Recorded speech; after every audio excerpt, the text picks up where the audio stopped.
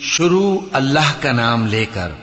جو بڑا مہربان نہایت رحم والا ہے۔ سورج کی قسم اور اس کی دھوپ کی،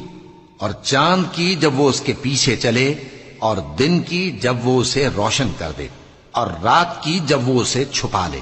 اور آسمان کی اور اس ذات کی جس نے اسے بنایا، اور زمین کی اور اس ذات کی جس نے اسے پھیلایا، اور نفس انسانی کی اور اس کی جس نے اسے درست کر کے بنایا۔